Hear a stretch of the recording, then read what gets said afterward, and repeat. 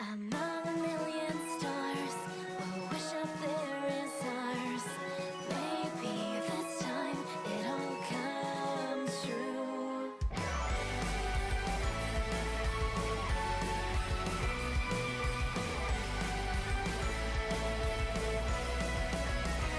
I was on my own until that day you came into my world, and it changed everything.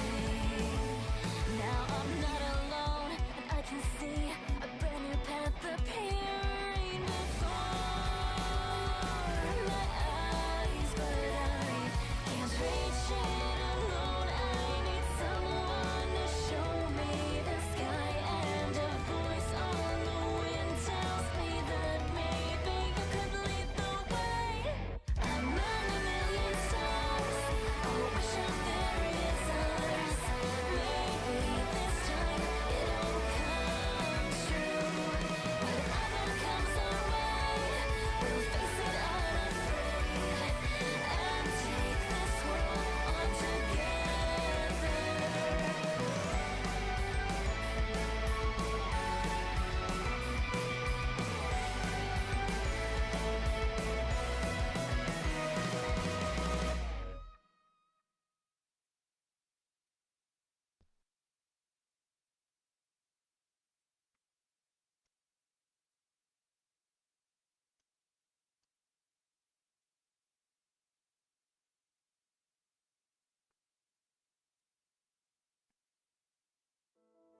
Hello and welcome.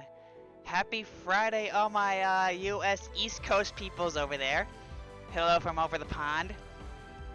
I'm Akincha, and today we are doing Crystalline Day 10. Quick, I don't even remember what happened last episode. So much happened last episode. Though if you really want to care about what happened last episode, just check out the link in the description. That's going to be posted there after this video is done. And it's going to have every single link to the episodes 1 until now. Yeah.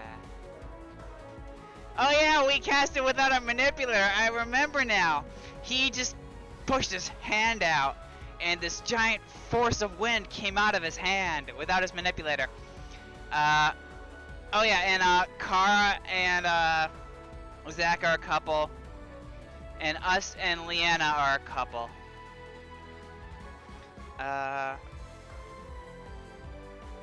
Special thanks again to Blobberetto for always being part of the stream, even when he's not part of the stream. And let's get going. By the way, I have 2. That's 1. I got 2 24-ounce Monster Energy drinks.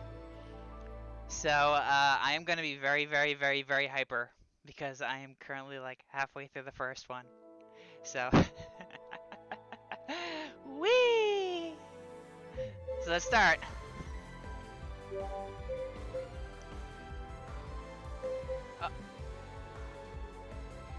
Oh yeah, that famous old geyser, who's a poet. Gilligan, Gingling, Dingaling, whatever the hell his name is. He's old, and he's gonna find us the water temple. And we're at the beach. Oh, yesterday's episode was the beach episode.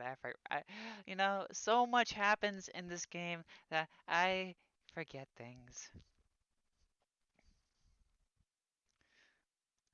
But before we even start, come join in the fun. Kensha is streaming. And is there a... There normally is.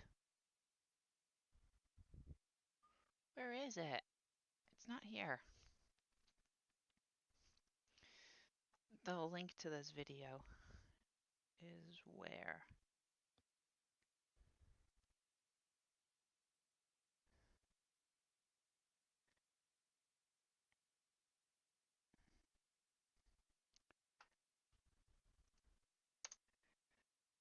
send and Discord and Baron's chat and share.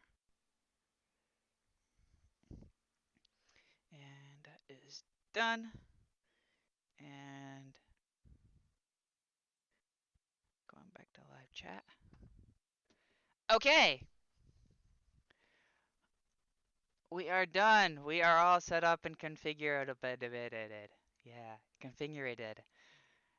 So he leads us towards the exit the city exit, the city exit, and soon we return to familiar roads. Our path leads us along the beach for a short while.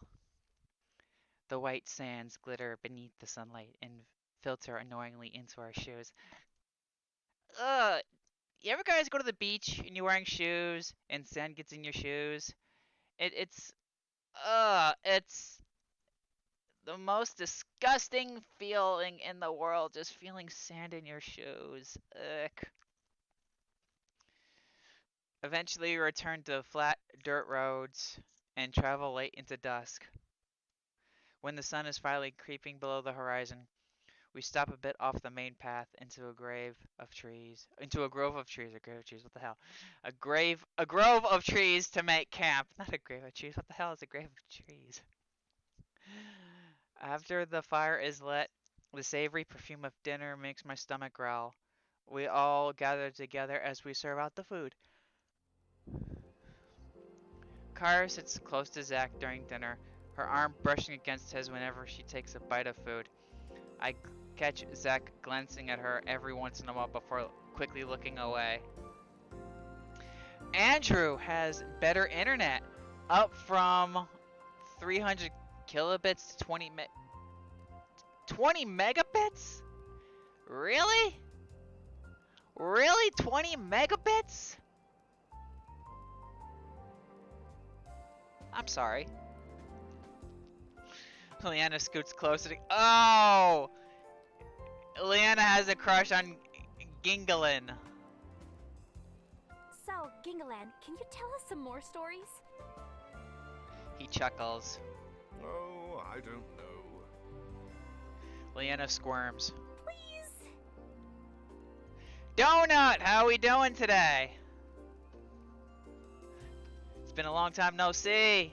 Are you still edible over there?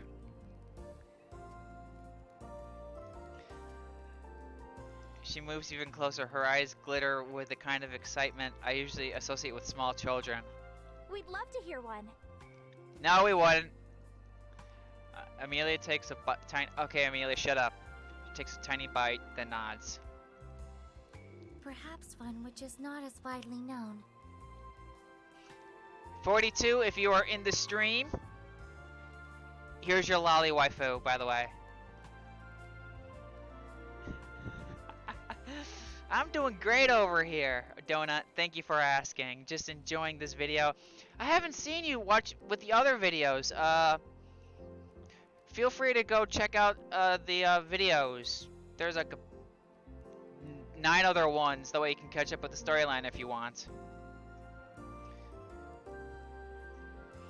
Leanna beams at Gingalane. However, Well, if that's what you wish, how can I refuse? I've been watching her usually lurk. Lurkers lurk. There's a heavy pause. After a moment, Gingalane takes a deep breath. I loved a Shadowcaster. Mr. Proden, how are we doing today? Now this is the voice Incursus should have, by the way. If Incursus is watching and you want a voice, this is the voice you need. I loved how her giggles shimmered with silver. I loved her moonlit hair, her star-flecked fingers. Together we wished, we teased, we played. She covered me in twilight, in soft murmurs and rain. I'll show you, my sweetling, she whispered, she soothed. My friends and their shadow magic are just misunderstood. But Do it, Proden. her mind turned to dark flowers and violent meteor showers. Shadows poured from her mouth, She spat, she swore, she roared, splattering me with ink, with oil and ore. The night was too strong, too much underneath her skin. It flared from her fingers, her shoulders, her rings. She tore apart our friendship, our home, our dreams. Surely, her friends, dishonest and cruel, surely she had me fooled. Gingaline pauses for a moment. I'm not sure if he's going to continue. I joined them and discovered too late the mistake I had made. They had been wrong, not her. She was trying to save them, to keep their magic pure. But the shadows, they whispered, they crawled and lingered. She fell into my arms, light as mist. Her power wreathed about her neck, her chest, her wrists. As she sobbed, she whimpered. Please, take me with you. We'll cuddle in our garden of auroras. We'll build a house of starlight, of everything lovely and bright. But there was nothing I could do. She faded into twilight, into smoke and wind. I'm left with nothing but the memory of her left on my skin. There's a thick silence, the weight of his story still hanging in the air. The moonlight casts over Gingaline's silver hair and beard, bringing out the dark shadows across his face. The fire crackles and pops. Finally, Gingaline bows his head. Thank you for listening to my tale. Leanna's eyes shimmer with tears. That was so beautiful. Gingaline smiles, but it doesn't quite reach his eyes. Thank you. But it was also so sad. Alright guys, this is the first of many choices. We got A, that was heartbreaking. We got B, it was okay. We got C, this Weasley old man is using poetry to steal my girl. Which one do we do? Which one do we do? We got 1A. We got C for the memes. What do we got? We got 1A and 1C. Come on guys, there are 5 other...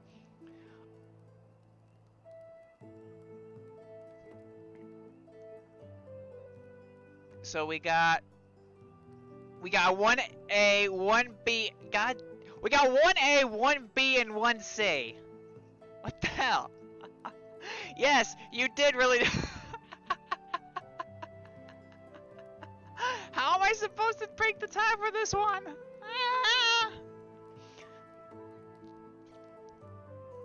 Eck! So we got 2 C's. Do we have 2 C's? We do have 2 C's. Pepin, how we doing today?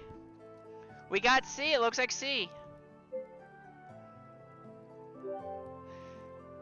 Muscle feathers in my jaw. Muscle feathers in my jaw. Wow. Yeah. So amazing. I was just rolling my eyes. Leanna doesn't seem to hear me. She looks up at Gingaline with a fierce admiration, holding her hand over his heart. Really, it's true. A lot of people lean into their pain instead of moving forward with their lives. It's really admirable. Gingaline chuckles and ducks his chin, suddenly bashful. Oh, I don't know about that. Yeah, I mean, it could use some work. Gingaline lifts his head. Oh? Yeah, like maybe add a lengthy dream sequence and change it to second person. Leanna shakes her head furiously. Oh no! Don't change a thing. I think it's perfect how it is. Gingaline brightens. Thank you. I guess I just have a more refined taste. Leanna kind of squints at me, but Gingaline doesn't seem the least bit offended, unless he seems amused. Everyone has different tastes. Who do you like to read? I don't know any poets from Terra. I blur out the first thing that comes to my head. Edgar Allan Crow? He blinks. I don't believe I've met this person or seen their work as of yet. You should check him out sometime. Maybe you would learn a thing or two. Leanna shoots me a piercing look. Maybe I should keep my emotions in check. The last thing I want is Leanna angry with me. Well, she's flaunting. We're not the terrible person here. Leanna is the terrible person here. Because here she is. She's clearly in a relationship with the main character, or with the chat, us. And she's flirting with some old guy. How would you feel if the girl who's made dinner for you, kissed you, all of a sudden hitting on another guy right in front of you? How would you feel? You know, you don't consider that flirting? I would consider what she was doing flirting. Soon after we finish eating,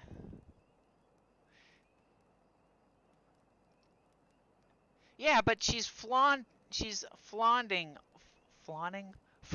over him. Like you're like we're like some sort of chopped liver. Yeah, I know, he loves his work, but you know, doesn't mean you can like fawn your emotions all over him.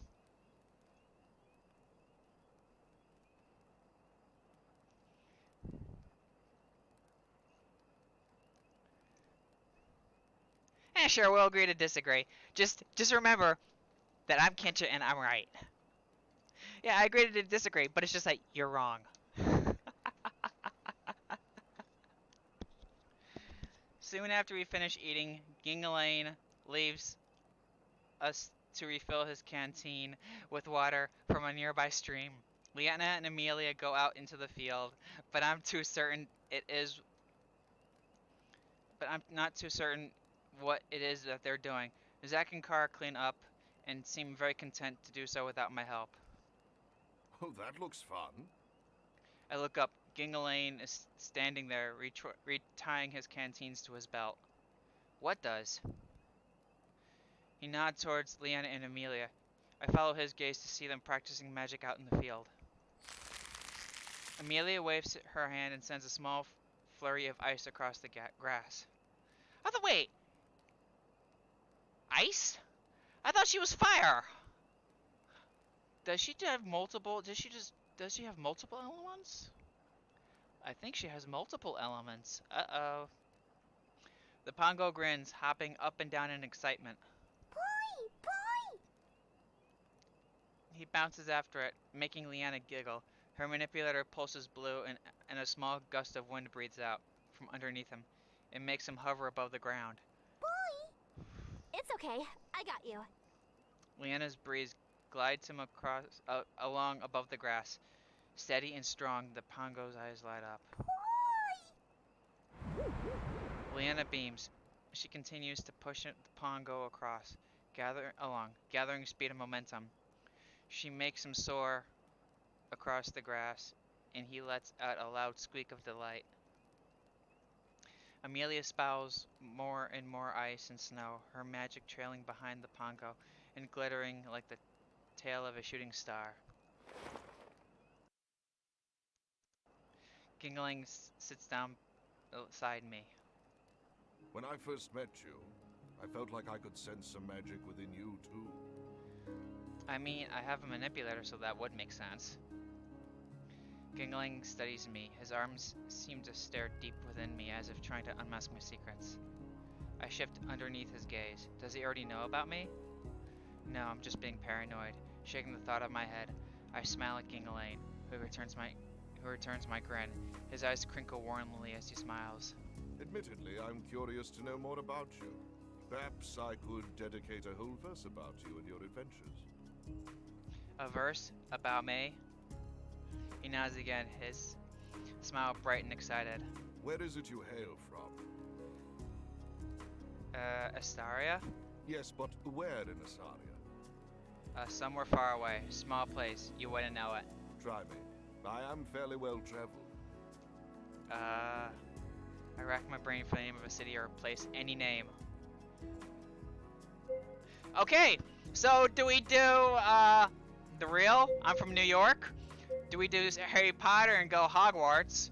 Or do we do Skyrim and go Winterfall? We got A. We got 4 A's. We got 5 A's. I think the A's have it.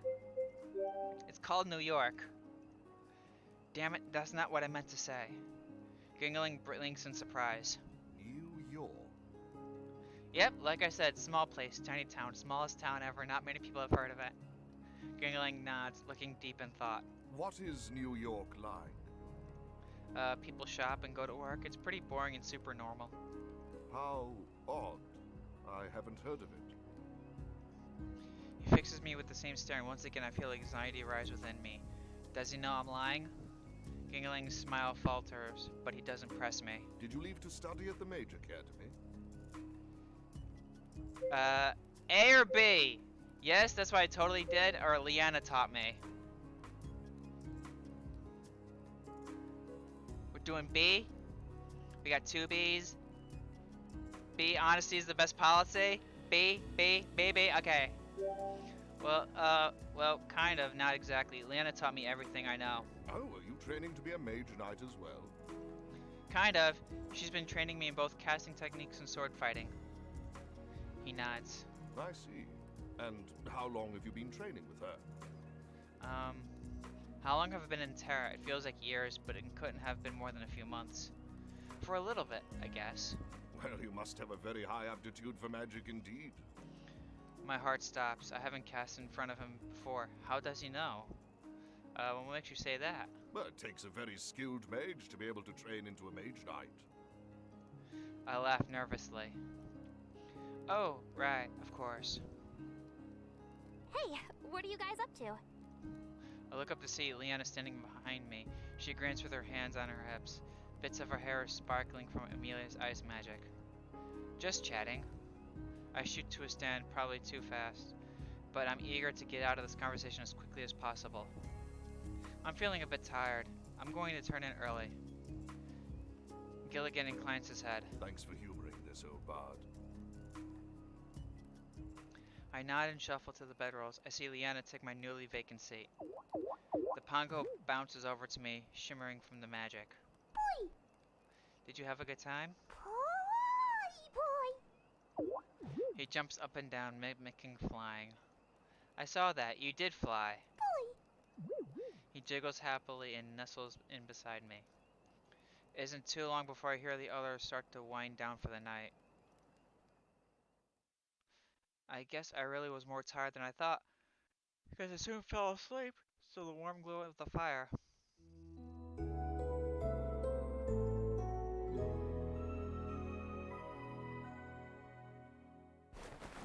Someone is shaking me. I groan and blink awake. Everything still looks fuzzy.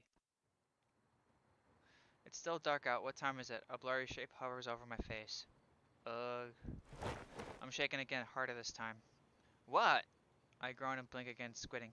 It takes a few minutes for my eyes to adjust. Amy? Yes. Good evening. Uh-oh. Uh-oh. Where's 42? 42, are you here?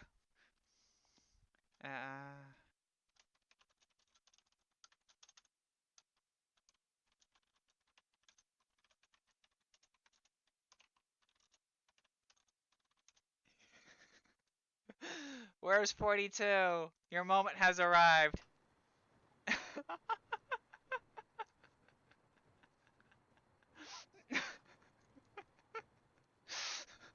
I'm sorry, we gotta wait for 42 for this one. He's I'm sorry, Discord is being comical. Just get in chat, 42. Get into stream.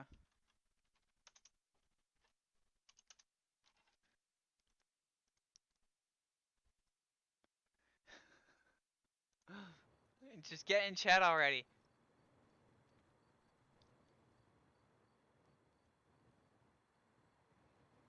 S- 42. Everyone's calling for 42. Where's 42 at? Come on, come on. 42, get over here.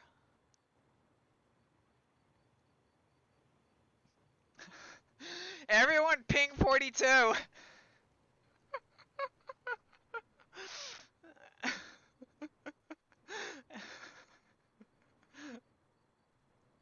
Everyone ping 42 in the chat. Get him into and get him over here.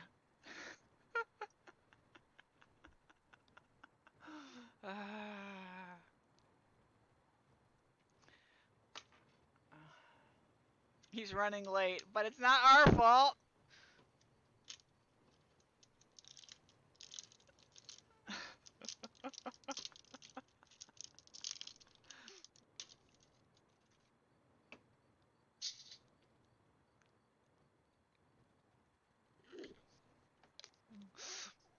Yeah, 42's in the chat. Woo!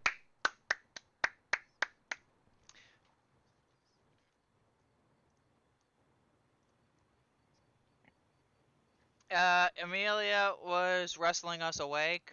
She was reaching for our dick, and now since we see her, she's like, "Good evening." She doesn't move. Her face is blank but expectant. What's up? I wish to be with you in private.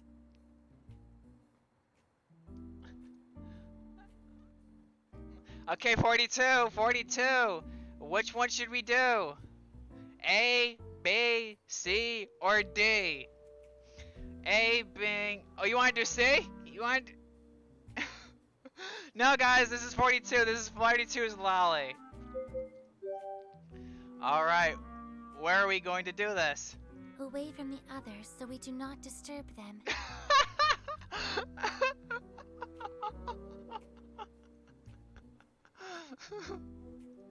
I grin, nodding my head. Good thinking. Amelia blinks.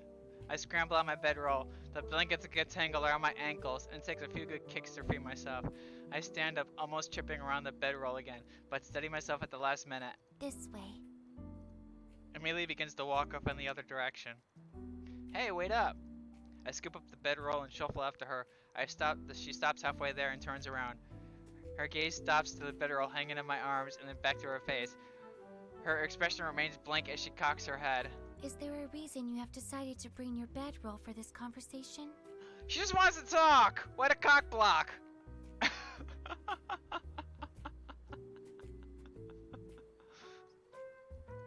Wait, conversation? Amelia nods. I drop the bedroll. I stare at her for a few seconds, stringing and trying all the words together. Realization rushes over me like cold water. You want to talk? Amelia nods. Yes. Oh. A blush burns into my face. An awkward silence settles into the space between us, but Amelia seems undeterred. Please, come this way. In the words of 42, I'll come whichever way you want. She turns on her heel with a twirl of her cloak. She leads me off to the side, far away from the camp and the rest of the group. So what is it? I have been pondering the possibility for you casting without the use of a manipulator. Oh? I believe it may be because you've absorbed magic from the elementals directly. That reservoir of magic has been within you since the Fire Temple, and it merely has been a matter of unlocking your potential to cast from within to utilize the energy. The harrowing situation on the beach proved it to be possible for you to channel from within. After having ample time to think, I believe it will be simple for you to pull that energy again. If this is the case, then perhaps you are able to cast more than one element. My eyebrows knit together. More than one? She nods. Thus far, you have only manipulated wind energy. That would lead me to the conclusion that despite the energy you absorbed, you were only using wind energy. If my theory is correct, I believe you may have untapped magic gathered inside of you, those of the other elements. It is only a matter of bringing that magic to the surface. Have you attempted to use another element before? I shake my head. No, Leanna's just been teaching me wind magic. I see. Then allow me to show you how to use fire magic. Yes, I thought she only used fire magic, but she was just using ice magic.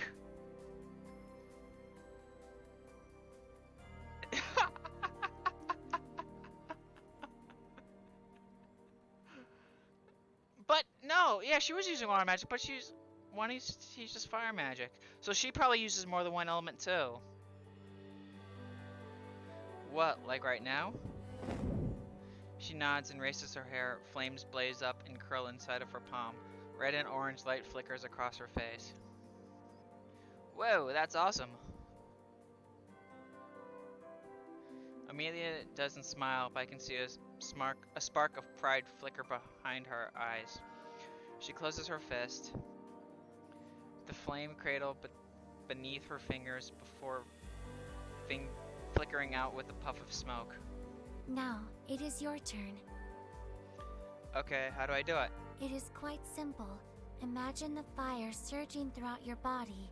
Imagine it flowing up your arm into your palm. If done correctly, a small flame should appear. Amelia is the fire department. She starts the fire and puts it out. Most efficient fire department. We haven't had a fire today. That's okay, let me make one. And I'm gonna put it out now.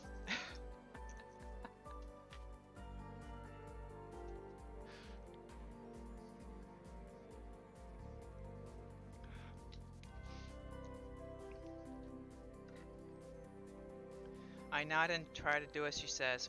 I hold out my hand and close my eyes. My brows knit together in concentration. I picture flames coursing through my veins and out into my hand. A teasing warmth tickles down to the tips of my fingers, but nothing happens. I open my eyes, frowning. It isn't working. She crosses her arms. This is a simple cast. Do not give up so easily. Yeah, but maybe for me it's not so simple. It took me time to learn wind magic. She blinks. Yes, but this is not wind magic. Perhaps we need a different approach. She pauses and taps her chin. You mentioned that absorbing each individual elemental energy gave you a different sensation. Perhaps we should focus on the emotional response you felt. So what, you're gonna try to put us into heat?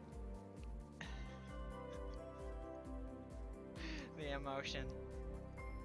She nods. It's worth a try. Closing my eyes,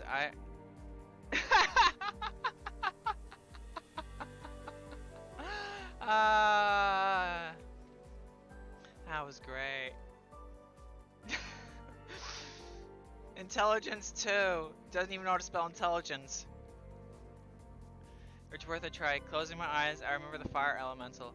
I remember the courage and strength that rushed through me at her touch. The feeling gathered inside my chest, coiling like a hot band of scarlet. I reach out and latch onto it.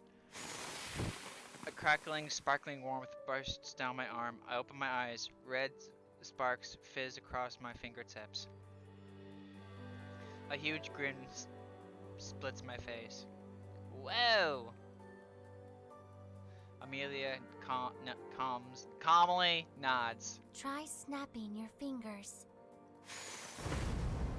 I do. A tiny flame hisses and crisps, expanding into a larger one. I'm so excited. I almost start laughing. Sweet. She glances at the small flame and then nods. Yes, good. Now, let's try this. Wait, what? The tiny flame puffs out. There's more. Amelia blinks. Of course, you have only succeeded in creating a basic fire spell. As such, there's still more work to be done. She's a lot stricter than Leanna. I hadn't realized how encouraging it was to have a mentor who shared in the excitement of my accomplishments until now. If my hypothesis is correct, you should be able to combine your wind magic along with your fire magic. Casting at the same time? Correct. It is the same as any other cast. Focus on channeling your energy through your hand again. If it is easier, perhaps it would be best to summon the wind magic first and add the fire afterwards. Amy waits for me to try, but I shake my head. Isn't that what mage casters do? Yes.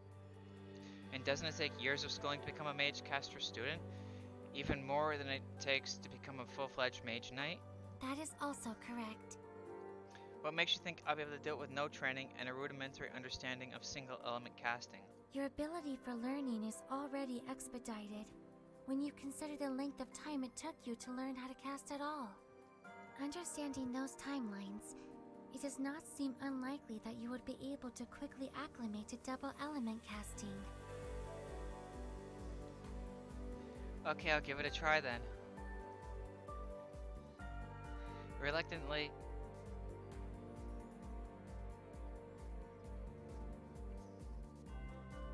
I extend my hand.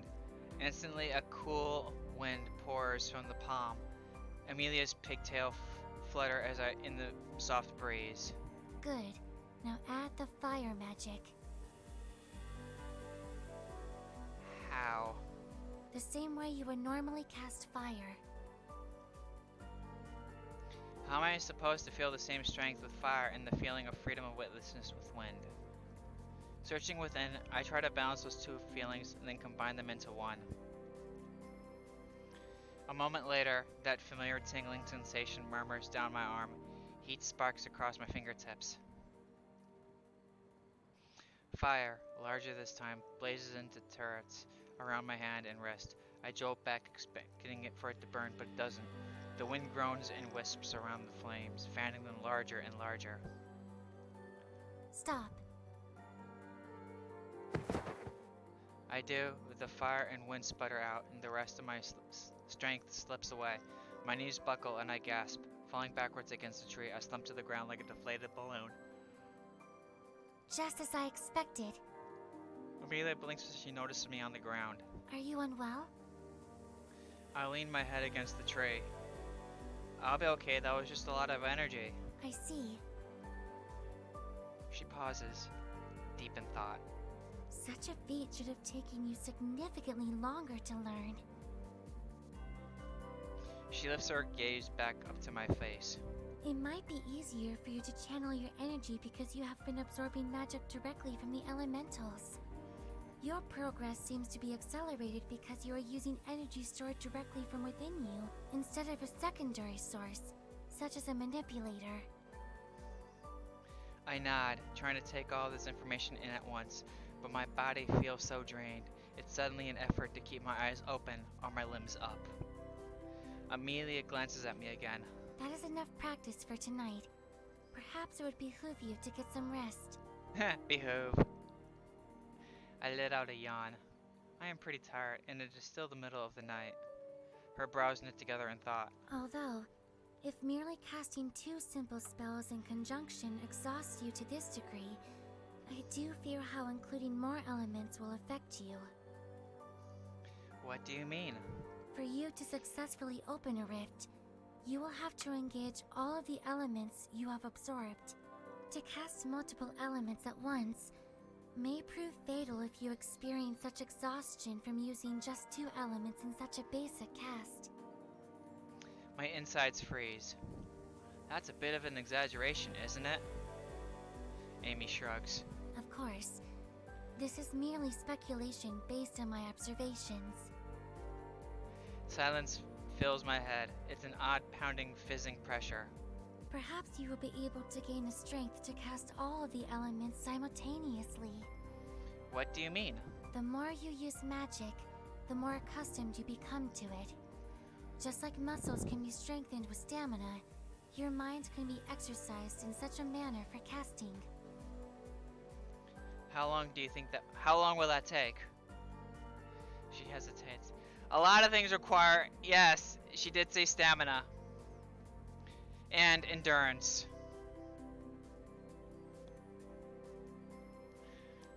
Out of all the girls, this girl is the most perverted girl. She hesitates. It is no mistake that as you lack the years of training many other casters undertake, you tire much faster than others. At this time, it is difficult for me to estimate that. My heart sinks. This whole time I've been gathering energy from each of the temples to find a way home. But now there's a chance I won't even survive long enough to make it back? I fall silent. Amy watches me closely and grows uncomfortable with my disappointment. As I mentioned before, this is purely speculation. I nod, barely registering what she says. My head feels numb. Given you are exhausted, it would benefit you to get some rest. Amy hesitates again, as if unsure what to do next. Good night. Night. She turns on her heel and walks back to camp, leaving me alone with my thoughts. I may actually never return home. My friends and family, I may never see them again. My brain vaguely reminds me that I should go to sleep, but my feet are rooted to the ground. There was always the possibility that I may not be able to open a rift and go home, but the hope was always there. It didn't feel like such a real possibility before. Should I even bother trying to cast a rift if the consequences are literally deadly? Maybe I could be happy here on Terra. Think about my travel companions and the adventures we have together. We've only known each other for a short time, but I trust them completely. Plus, the thought of losing Leanna makes me feel empty. My world is so much fuller and brighter when I can see the way her eyes light up when she smiles, or how she plays with her manipulator when she's nervous. Can't sleep. I spin around at the voice and see Gillian leaning against the tree. Oh, you're up? He nods. I heard a noise which woke me up. I see. It was probably my casting. He peers at me in the dark. Something on your mind? No, it's nothing. Neither of us moves. Of course, how can I expect you to be honest with me when I haven't been fully honest with you? I knew there was something suspicious about him, especially when he was asking all those questions. Tensing up, I watched him warily. Honest about what? The truth is, I had an ulterior motive for joining your group. While I do still believe you'd all make for a fantastic story, I joined to get to know you specifically. Why me? I saw you at the beach. The blood pounds in my ears. Maybe it's not what I think it is. So, we were all there just hanging out. I saw you cast without using a manipulator. Save that boy. My heart hammers in my chest, and I ball my fists. He saw me, and he sought me out. He must have been mistaken. That's impossible. Gingalain holds out holds out his hands as a gesture of peace. Please don't take that the wrong way. What you did was absolutely amazing, and I just wanted to learn more about you, to understand how you did that. I apologize if I came off too strong earlier. Yeah, fuck you! You tried to steal our girl from us! Are you going to tell anyone? No. I understand what it's like to be different from the norm, and how it can be both something special and a burden. Slowly, I relax my fists. I don't blame you for hiding who you truly are. Sometimes that's the safest thing you can do for yourself and others. It sounds like he's talking from experience. I think back to the story he told earlier in the evening. Maybe there was a lot more truth to it than he let on. Thank you. He cracks a smile. So, will you tell me where you're actually from now? I freeze and he laughs at my bewildered look. I'm just joking with you. If you ever do want to talk, maybe I can lend a little bit of insight. You don't get to my age without learning a thing or two. Yeah, I'll keep that in mind, thanks. But the thing is, we were honest with you. We told you we were from New York. And now you want to say that we weren't being honest with you? God damn, you're stupid. He nods, then stretches. I'm like, did we not say the honesty is the best policy? Well, New York City is a tiny little city in the middle of nowhere. Nowhere that we want to be at. Oh! From the of the United States of America.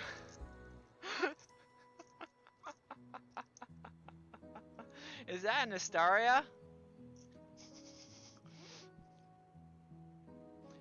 There's something about Gingalain. Maybe it's because he's new to the party and doesn't really know me yet. Or maybe it's because he really needs someone to talk to. But something makes me want to share. The words tumble out of my mouth. Actually, there is something I'd like to ask you. He nods. So supposing you had a friend who was from somewhere else and the only way for him to go home is so dangerous there's a chance he wouldn't survive the journey.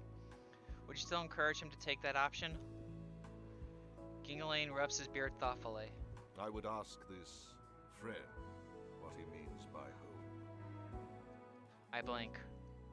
His friends, his family, his entire life. Do you think those people would want him to make a life or death decision just to return to them? Or would they feel better knowing he chose the path that would guarantee him a life he could live as he wished? Wow. Wow. Just. Wow. Wow. That is deep. That is so deep. I never really thought about it like that. But then he'd be stuck in his new world forever. Gingling shakes his head. Life is a journey. There is no defined destination. And because of that, there are no right or wrong ways to travel along this journey. Perhaps one day, his journey will be safe. Or he may not want to go back. Perhaps another day, the choice will be made for him. Or he can choose between both. No, he doesn't have a Route 42. I'm sorry.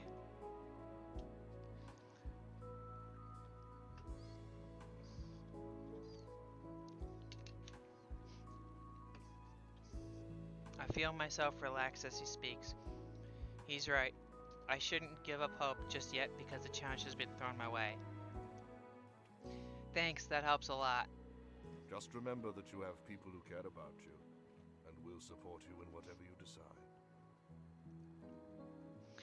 We figured out 42 has a crush on lollies and old men.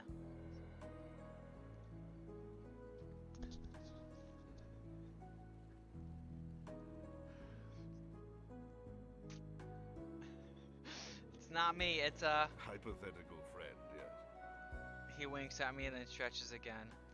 Well, I think it's about time I try to get back to sleep. Same here.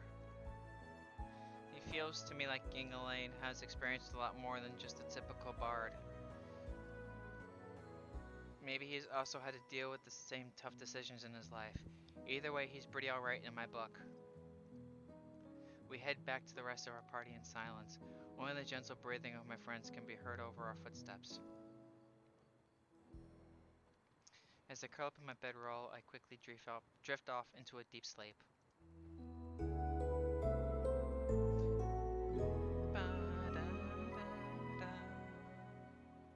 I'm shaken awake again. A soft groan escapes as I blink from the blinding sun. Leanna hovers over me, and I groan softly. That's right, she doesn't know about my impromptu midnight training session. I guess I better get ready to spar. Stifling a yawn, I crawl out of bed and join Leanna out in the field. We practice sparring until my muscles are sore, and Leanna has broken out in a sweat. Neither of us manages to knock the other one down this time, leaving us in a draw. When we return to the campsite, Kara and Zach are nowhere to be seen.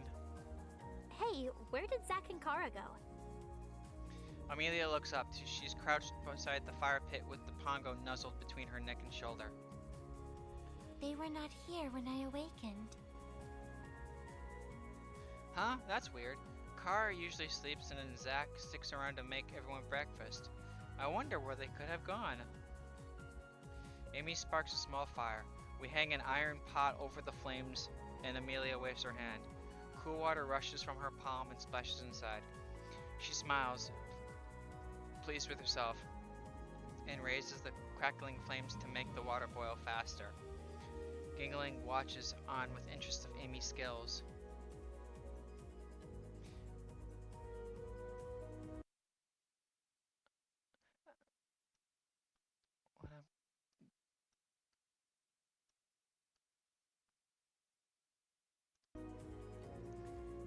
After a while, I see Zach and Kara approaching us from the distance. As I get closer, I can see Kara retying her chestnut hair into a ponytail. There are a few leaves sticking up in Zach's hair, and by the time they reach us, I notice his face has a little more color than usual. Leanna watches them with a suspicious look, but she doesn't say anything. Amy is too preoccupied with starting the porch to notice. Good morning, friends. Oh, it is a good morning. We had a late night romp session with Amy, and then we had a morning romp session with Leanna. It is a good morning. Hi. Kara seems to be in good mood.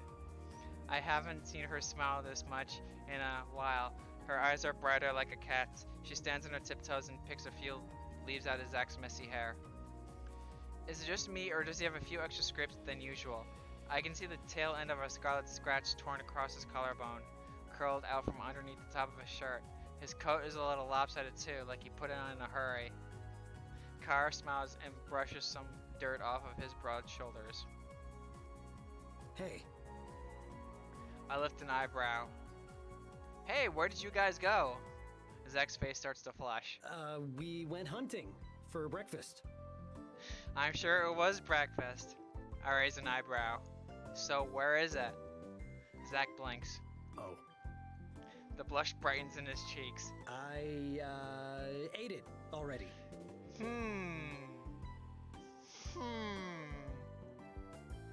He definitely went hunting. He went hunting for kitty cat. And he came up with a and he ate the fish.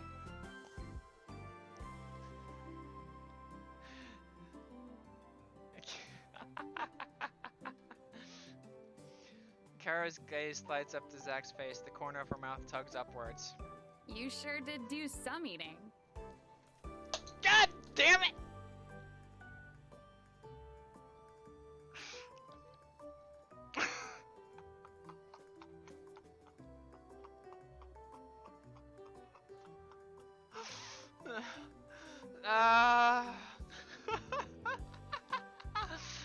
I t-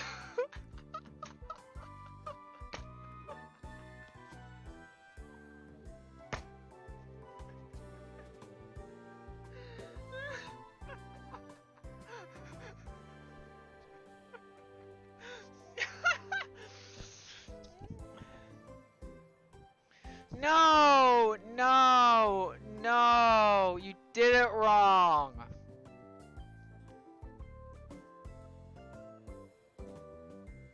Meh. I don't care anymore. He inked his pen.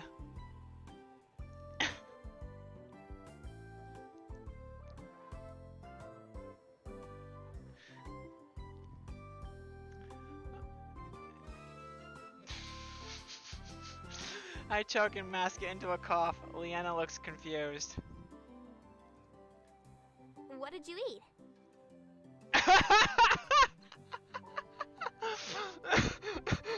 What did you... Zach's cheeks seem to have gone up in flames. His face is ruby red. He avoids eye contact and forces out an uncomfortable cough. Amelia finally looks up for breakfast and stares at the scene. She glances between Zach and Kara, then back at Zach. Her gaze lingers. Zach shifts under her stare, clearly uncomfortable. Amy's eyes seem to be boring into his skin. After a long silence, she tilts her head. Zach, you appear to be injured. Zach blinks. What? She points. You have a slight abrasion on your neck. He chokes and shoves the collar of his jacket to cover his throat, but to no avail. I can still see it. Don't worry about it. The hunt just got a little rough. Can we get some F's in chat?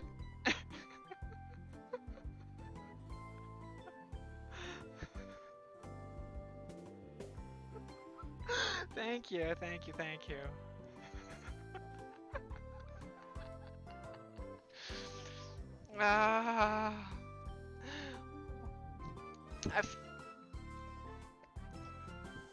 Leanna glances to where Amelia is pointing. A second later, her face grows pink.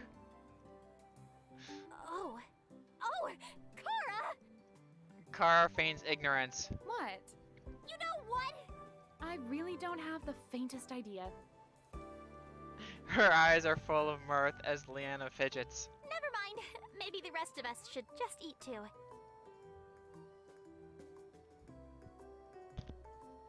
Eat what?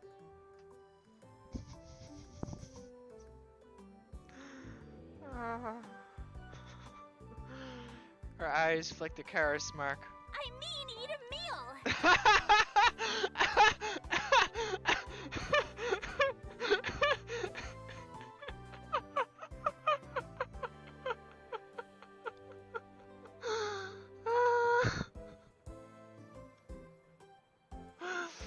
Oh, that was great. As opposed to?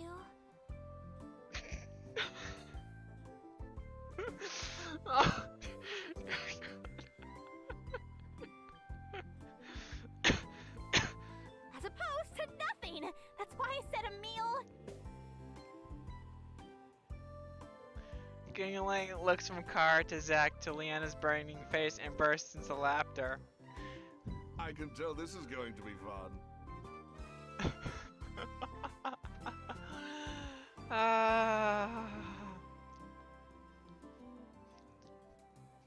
Zack brushes past him as he reaches for the plates. Kara is a step behind him. Gingling leaves and returns with a few walnuts and berries. He adds them into our porridge for some extra flavor. I have to admit, it'd be pretty bland without them. The rest of breakfast is passed in uncomfortable silence. Kara casts long glances at Zack, who pretends not to notice. Leanna looks at anyone but the two of them, while Amy seems as oblivious as ever. Only Gillian seems to be thoroughly enjoying herself. Yeah, 42, didn't you hear? We're gonna do the Amy route in the next pass. And then we probably do Kara, and then maybe if people really want to, we can do a Zack route. Once breakfast is over, we clean up the camp and continue on our way to the water temple. Just imagine if we did a Kara route, we'd be doing the hunting.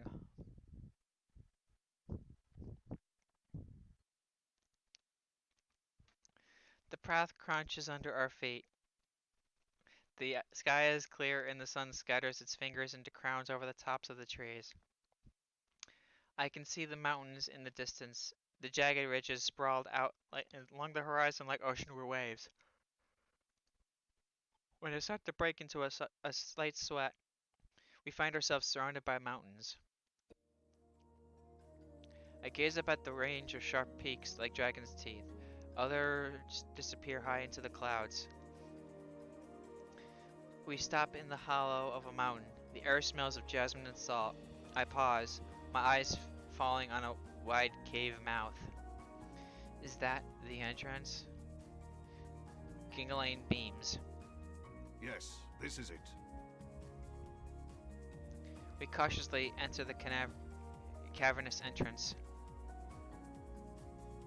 Blue light flickers across the cave wall as the faint glows radiate.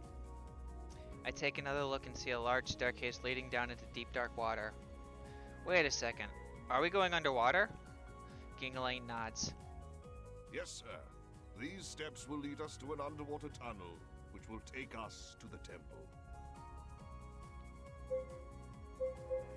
Okay, A, B, or C. A, underwater tunnels are a whole lot of nope. Good thing I swim like lake of fish. Or this is fine.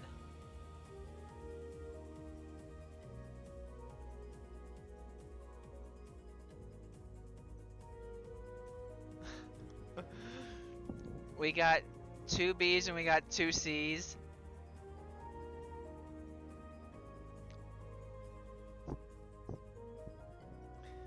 So we got 2 B's and we got 2 C's.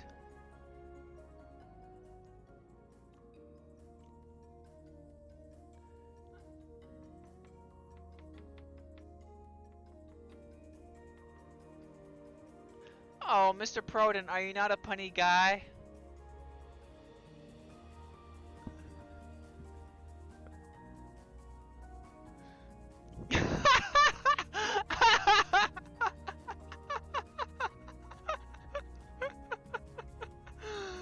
Ah.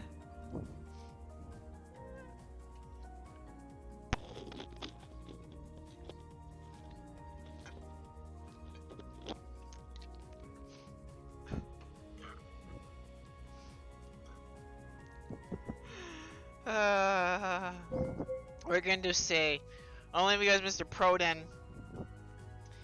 is a very vanilla kind of guy. He doesn't like his puns. So everyone, can we get some F's in the chat for the puns?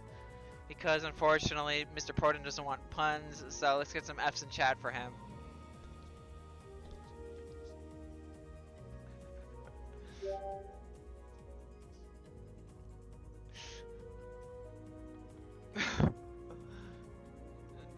Go down a dark underground staircase which will lead us to water. We'll have to swim through for who knows how long. Sure, why not? Perhaps my water magic could be of assistance. Gingling looks at her and grins. We are fortunate to have a mage caster with us who can manipulate water. There are a lot of things she can manipulate. A lot of things she can manipulate that are liquid based. Wait a second. Here's a question for you guys. Remember in Avatar how she can manipulate, how, you know, water benders or people who can manipulate water could also manipulate the water in people's bodies or blood? Does that mean she can manipulate blood?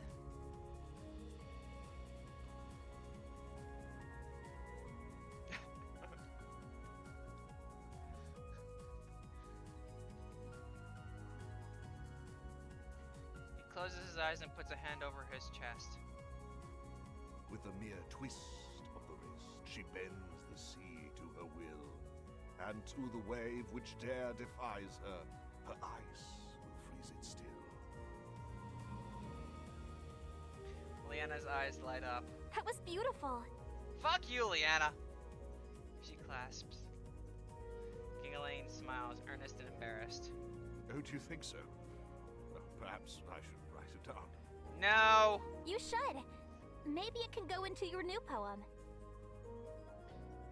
You know what, 42? I was a poet and I didn't even know it.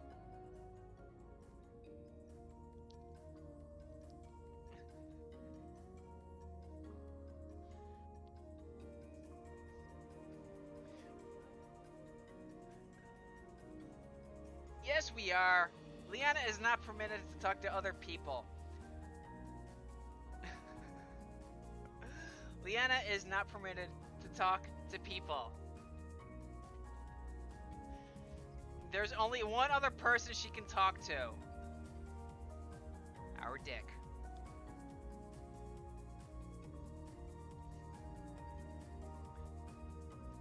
No, don't even let her talk to the Barbaretto. No, the Pongo's off limits. No. The healthiest relationship is what 42 has with Amy. If you really want to know what a healthy relationship is, 42 what he does to Amy. You put her on the wall brace. Put her in the Y brace and just keep her locked up there. Leanna grins up into giggling, and the familiar prick of jealousy stabs my chest. I can't let this guy upstage me. Down in the depths of the sea where their travelers needed to be, they had to hold their breath or drowning to be their death. My mind goes blank. Let's hope none of them have to be.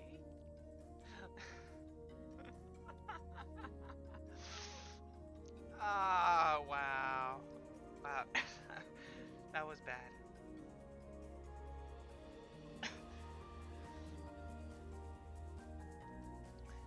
Leanna stares at me as if sprouted a third head.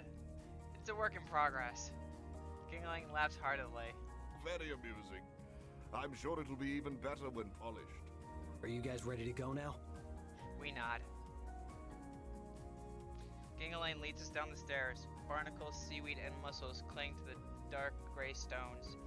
The water ripples at our feet. As I look out, it only becomes deeper. Amy steps forward, her manipulators glowing. Do the stairs continue to descend? I'll admit I'm uncertain. It is of no matter. We shall soon discover the answer. Please, continue. She waves her hand and her arms in the air as Gillian, Gingling, G-Man takes a step forward in the water. It moves out of the way of his boat. His grin broadens as the water flows around him, keeping him wrapped in a dry bubble. What do you know? There are more stairs. Amelia remains in the back with her manipulators glowing. We travel ahead of her and continue down the stairs. As we descend further down, I glance at the shimmering water, which slips easily around us. Small schools of fish scurry past, bobbing as they swim around us. Soon the stairs level out. We follow a shallow corridor which opens up into a mouth of a large cavern. Several tunnels branch off in different directions around the cavern, but it's too dark inside to see where they may go. Blue crystals glitter all across the cavern. Some cling to the ceiling like icicles, while others are spread across the walls like frost. Boy? The Pongo pops his head out from inside Amelia's pouch. His eyes light up with wonder. Boy! Water crystals. What? She points to something behind me. Amelia crosses a few crystals that are glowing across the ground.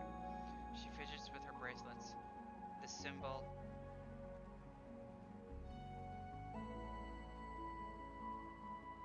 What?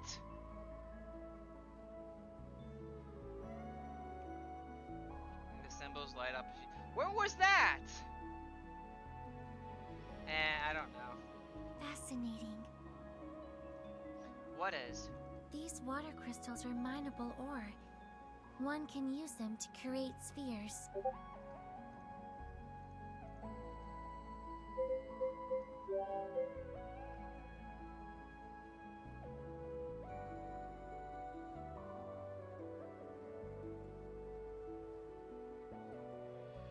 Yeah, the pouch. What are you talking about?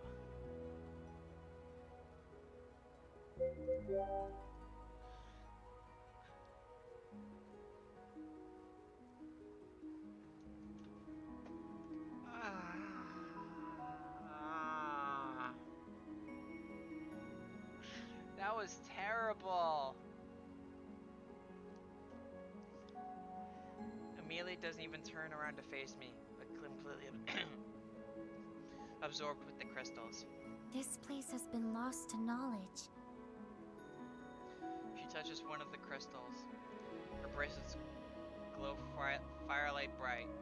Ice creaks underneath her touch, and then I hear a sharp snap. A bit of the sapphire cracks off and her eyes brighten. She holds the piece up, examining it from side to side. I'm confused. We've seen crystals before. They're all over, powering up every single city we've been to. Is there something special about water crystals? Amelia shakes her head. Crystals near temples are a rarity. I will use this one to study for further research. For science. The Pongo leaps out of her pouch and nibbles on a large crystal. He wobbles, obviously content. Leanna, Zach, and Carr wander around and check out the crystals. Their deep blue reflects off the water and sparkle, dancing lights across the cavern space. It reminds me of a disco ball. The effect is a bit mesmerizing. Gingling turns down one of the tunnels. The temple should be down here. I turn to where he's going. Something flickers in the depths of one of the tunnels. Something silvery and bright. I follow Gingling into the tunnel when my shoulder bumps into a slick surface. Ow. My brows furrow. We're inside of a cave, but why is the wall so smooth?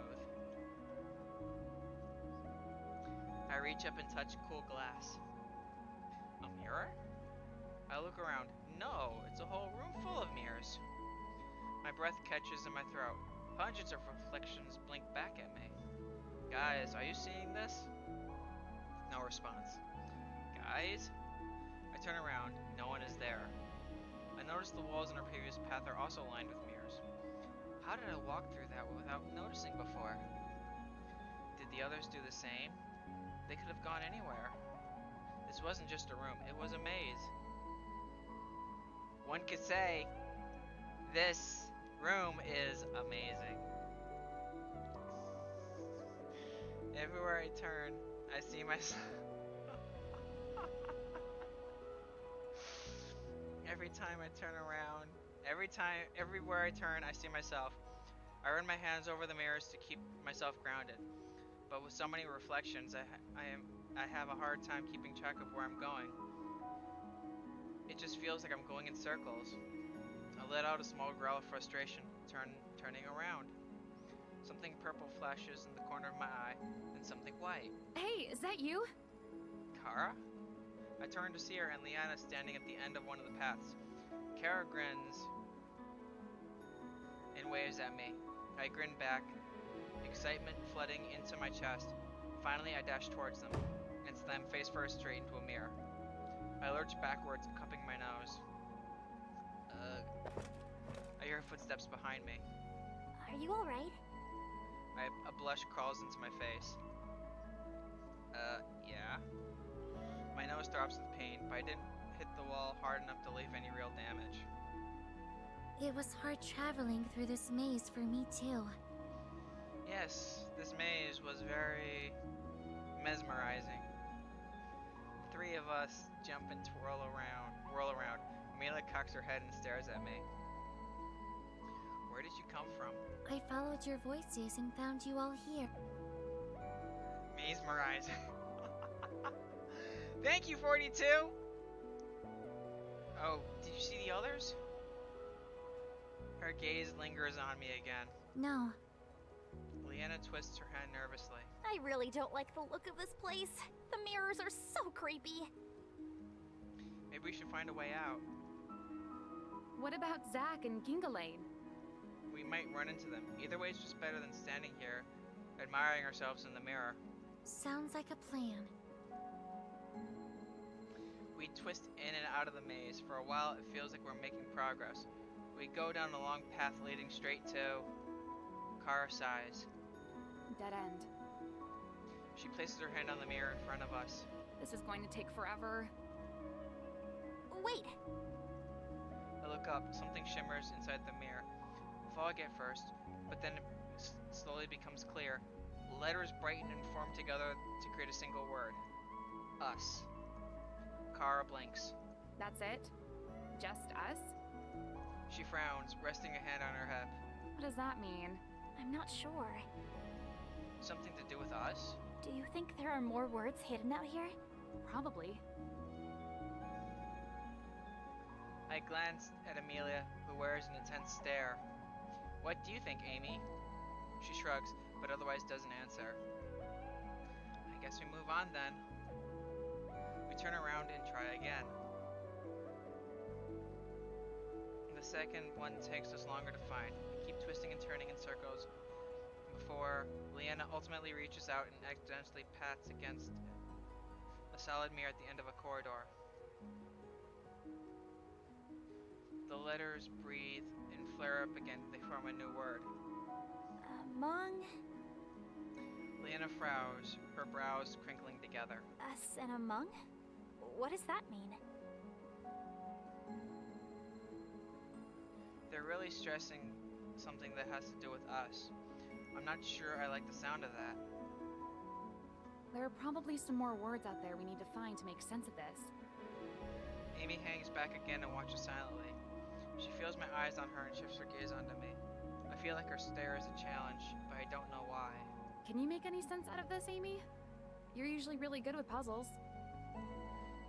Amelia tears her gaze off me and looks at Kara instead. I don't know. They just seem like random words to me. Kara blinks. Right, but do you think it means anything? No idea. This is very puzzling. Well, this is still a dead end, so let's move on. We turn around again, bumping. You're welcome, 42. We turn around again, bumping into some more mirrors. I keep getting turned around. Are we walking the same halls or going down a new corridor? My hands reach out and skim across silver mirrors as we walk. Amy remains silent and seemingly unconcerned. Her gaze continues to bore into me, making me even more nervous than I already feel. We come up to another dead end in which more letters slowly appear. Illusion. It's a message. The words are just jumbled up. Us among illusion? Among Illusion Us. No, it's illusion among us. Leanna frowns, suddenly looking nervous. So something among us isn't real? Kara raises her eyebrows. Yeah, but what? There was nothing else, just each other. Not something, someone. Leanna flinches. Maybe, but who would it be?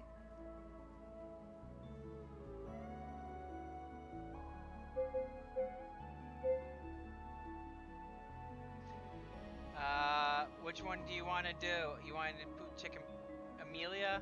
Amelia?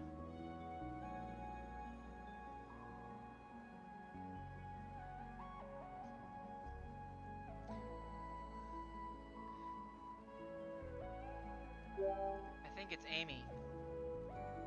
What makes you think that? That is what makes me think that. Her brow crinkles in confusion. Huh? You aren't talking like one of the science textbooks. Amy doesn't use contradictions or shy away from a challenge. Surprise flickers behind her eyes. I see. Plus, you keep staring at me, and it's weird. Amy blinks, then the crocodile smile spreads across her face. Good. She shivers as she steps backward into a mirror. When I look through, her image dissolves like water into a milky silver of the glass. When I look again, my own reflection stares back at me. Well, that was unsettling. No kidding. The mirrors flash a blinding white. I cringe and cover my eyes. Amelia was an illusion.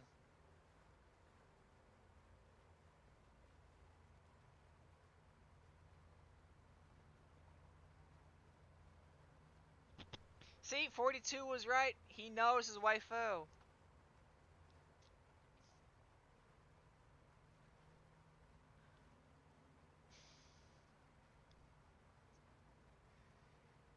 I hear the sound of something shimmering when I look up, the maze dissolves into starlight. The tunnel returns to a big path. 42, she wasn't using anything big. We traveled down it for a short while before seeing familiar faces. Oh, it's you guys. I blink, my eyes still were focusing on the sudden light. When my vision clears, I see Zach, Amelia, and Elaine heading our way from across the room. Kara rushes over to Zach. Leanna lets out a loud breath of relief. Amy, you're okay. Amelia blinks.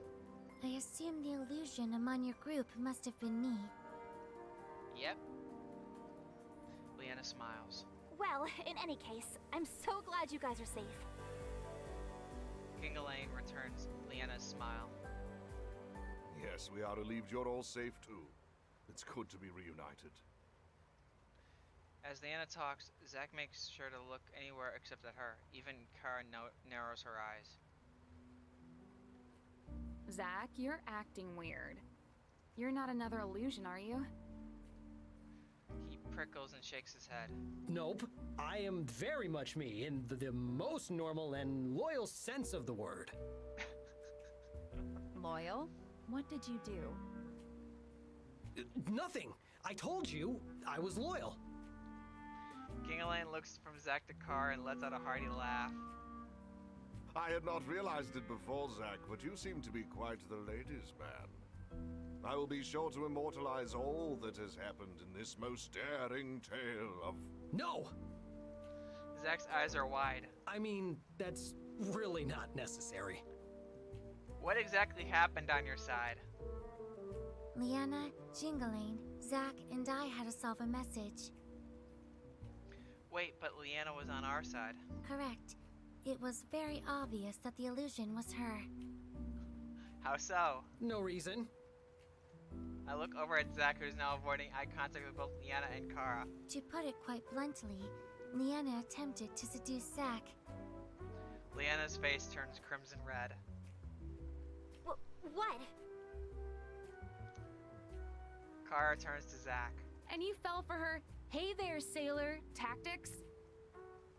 Zack's face matches Leanna's in redness. It wasn't like that at all. She was actually good.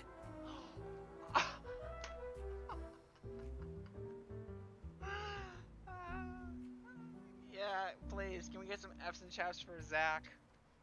Zack, he was born in 2019, died 2019. Yeah. Precisely. Her technique was especially effective. That is how we deduced she could not possibly be the real Leanna at all. Leanna pouts. Hey! Kara whirls around to face Leanna. Why would you do that? I thought we were friends. Leanna's eyes widen. She shakes her head. No. It wasn't me. It was illusion me. I would never hit on Zack. Kara frowns. And why not? Is he not good enough for you? Huh? I mean, he must be okay if the illusion me hit on him. I knew it! I don't understand what's happening. My body prickles. The image of Leanna and Zack together coils a hot band of jealousy deep within my gut. Leanna, why? She rolls to face me, looking flabbergasted. You too? Leanna lifts her arms into the air, exasperated. I was literally with you guys the whole time. Kara and I glare at her suspiciously. Hey, don't worry. She'd never be able to do what she did back there in real life.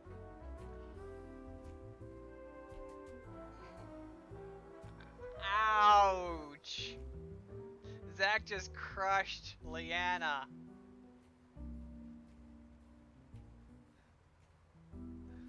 Kara and Leanna stiffen. They turn to face him, eyes hardening into a glare that could slice crystals all straight through all the crystals in the cave. Excuse me? And what exactly did she do back there? Oh, Zack, you should just shut up. Zack balks. He takes a step back. I didn't mean anything. Gingalane's spine suddenly locks. Do you all hear that? Kara and Leanna freeze. Everyone stops to listen. There's a sound of rushing water. Is that a waterfall? He nods. I think so. If we're nearing water, then perhaps we're close to the temple. So I'm guessing no more breakfast for Zack for a while. We follow the source of the noise. It becomes louder and louder the further we travel. Soon we come across a temple ruin deep within the cavern. I walk up the steps and into the temple. The others follow. A sapphire pool sits at the center of the room. Waterfalls rush and flow into it as crystals glitter and sparkle all around. I stare at the pool and it begins to ripple and shift. A dark shadow ascends from the depths. A woman rises like a sea nymph, water slushing down her body. Slushing? Slushing? What is this word? Slushing? Slushing? Slushing? I flinch in surprise. Oh, hi? The woman opens her eyes. A small smile curves her face. Dark, midnight blue hair flows like the wind, waves down to her lower back. A thin film of water covers her, making her look otherworldly, embraced by the soft glow of the crystals. She must be the water elemental. Her laughter sounds like a stream gurgling over precious pearls. The sounds echo deep within my chest and fills me with a strange calm. She steps towards me. I take a step back, but trip over a loose stone and fall backwards. Undeterred, she extends her hand and gently cups my face. She leans closer to me, and before I knew it, a cold splash of pressure is on my lips. My eyes automatically close as I drink in her energy. She tastes like pure spring water, and I feel a stream of energy flow into me, crisp and fluid. Well, I guess we just had our breakfast.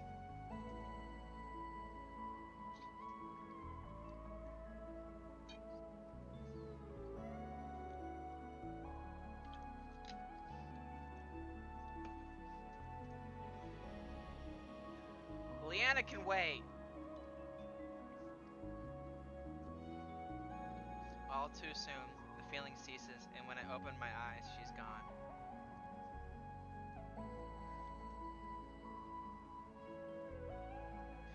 We definitely did not,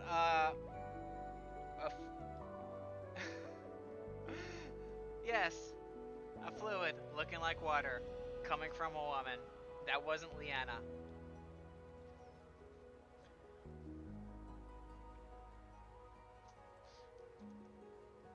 Leanna hovers over me.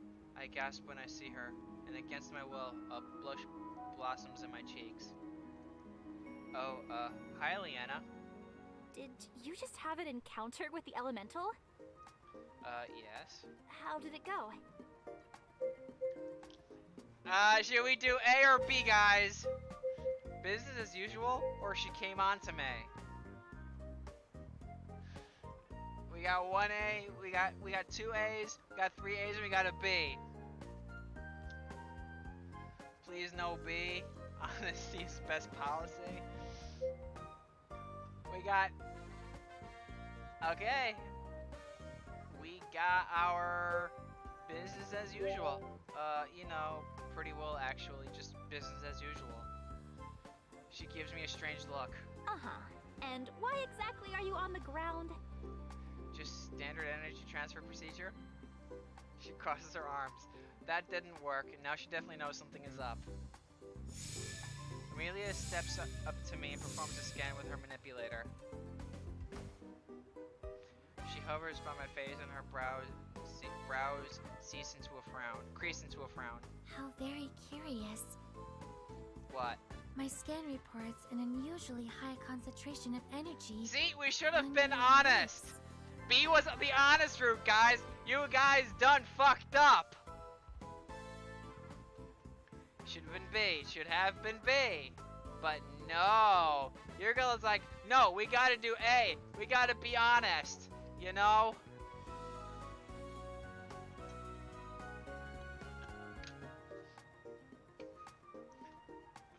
Because now...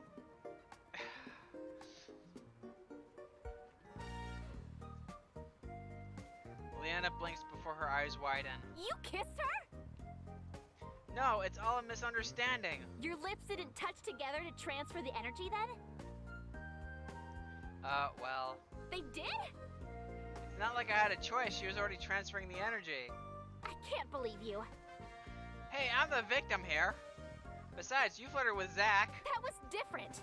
It wasn't even me. Luckily, Car and Zach return. Their packs heavy with items. Gingalane returns too, although he remains empty-handed. What's this about kissing an elemental? Nothing! I scramble to my feet. I think we've spent enough time here already and should get going. Gingalane hides his laughter and nods. Yes, let us be on our way. Leanna and Amy lead the way out of the temple while Gingalane and I follow close behind. Car and Zach take one last scan of the area. Afterwards, they follow us out and we start heading back the way we come. Without the illusion test, the exit is just a clear path down the tunnel. The maze has completely disappeared. I guess the Guardian was one who put the maze in as a part of their trial. One can say that was a very amazing trial.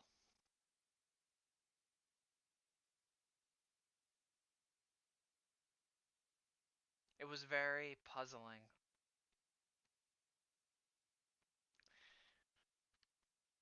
As we traveled through the tunnel, I freeze when I hear the faint sound of voices. Catching Leanna's eye, she wordlessly motions for us to stay low. Zach responds with an imperceptible nod. We creep carefully towards the mouth of the tunnel and hide behind towering stalagmites. Zach, and Gingaline are on one side, while Leanna, Amy, and I are on the other. The Pongo flattens himself as low as possible to the ground. Peeking around a corner, I see a group of a dozen people or so, bustling back and forth. The clinking of pickaxes echo through a cave as some men chip at the rocks. One of their men removes a luminescent crystal from the cave side and carries it over to a receptacle. They're collecting water crystals. Leanna and Amelia look equally concerned. Leanna already has her manipulator ready for a scan. When she sees the results, her jaw clenches. She shows Amy, who frowns. I drop my voice to a whisper.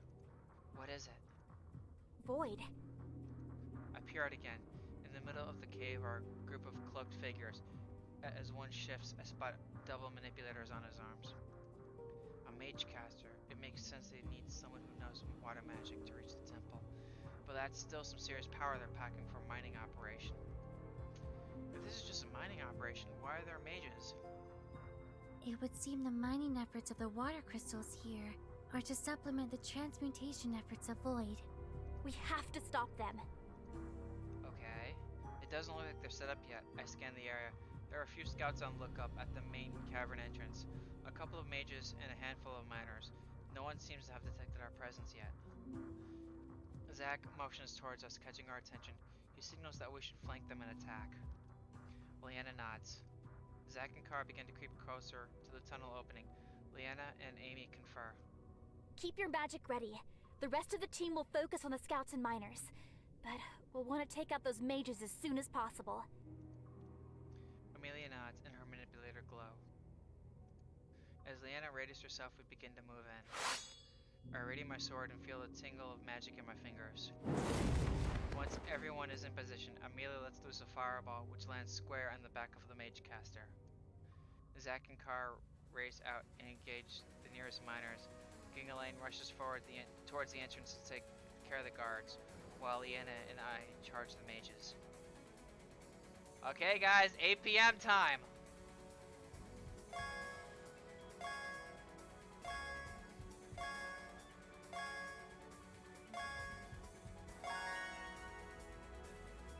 Look at that 8 p.m. It was over 9,000. I defeat the last Void member, and he drops to the ground. Panting hard, I survey the fallen Void members. My adrenaline's still high. None of them stir. Slowly, everyone trickles back together, checking that no Void members are still conscious. Everyone okay? We all nod. How did Void know where the temple is? I wondered the same thing. We got pretty lucky in finding this place. They must be growing exponentially in power and amassing more resources than anticipated. What do we do with those mine crystals? We should take them. They can still be fashioned into crystal spheres, since they haven't been tainted. I'll help. Carr and Leanna begin to organize the fallen crystals when we hear shouting down one of the tunnels. What's that? It sounds like Void reinforcements. Those scouts must have alerted the rest of the troops before we took them out. The shouting ceases, but we hear the thunder footsteps, and before long, a group of about 20 men surround us. Zack shoots out the nearest men, but more replace the ones who fall. Leanna and Amelia shoot blasts of energy at anyone who tries to surround us, but the men keep closing in. Kara throws a handful of daggers at anyone who approaches, and I channel my energy and blast anyone who comes too close. Although our efforts are formidable, the closing reinforcements seem endless. As one man falls, another body soon replaces him. They close in on us until we are standing back to back. Our breathing is labored as we struggle to hold off the men. Gingaline closes his eyes, and when he opens them, they flash purple. His entire body is encased with a violet glow, beginning from a spot on his necklace his throat. Stand back! His voice is harsh and throaty, unlike his usual smooth, velvety tones that Incursus wish he had. He waves his arms and elongated shadows extend on from his fingertips, pushing back the invading force. Voidmen groan as they knock backwards. Before they can get back up, Galen points shadow magic channels out of his hands, colliding square into the enemy's chests. They collapse to the ground as more men swarm in. Galen mutters a few words and throws out his hands again. This time the energy channels out of him. It morphs into a phantom claw, which swipes the nearest group of Void members. I watch, stunned as Gingling moves into a blur, dodging attacks from all of the Void team. Zack occasionally shoots at anyone who gets too close to him, but soon the attention shifts away from us entirely as everyone targets Gingling. He barely seems to notice the number of men against him, as one by one they fall until a pile of unconscious bodies lay at his feet. As the last man falls, Gingalain lowers his arms and seizes his magic. His eyes return to normal as he looks at our slack-jawed stares. Are any of you hurt? Slowly we shake our heads. That was shadow magic you were using. Gingalain looks apologetic. Yes, it was. He looks down and hides the locket that fell out of his shirt during battle, but not before Leanna notices it. You were using tainted shadow magic against Void, and that fighting style. Yes. Suddenly both Leanna and Amelia gasp. It can't be. You're really him? Gingalain smiles sheepishly. Who is he? What's going on? It would seem Gingalain is not Gingalain the Bard, but he is also Robin Ostergaard. Who's Robin Ostergaard? He was one of the heroes of Asaria, the only one who used shadow magic in combat. After the defeat of Void, he disappeared, and no one knew what happened to him. Robin became but a simple bard. Why did you disguise yourself as a bard?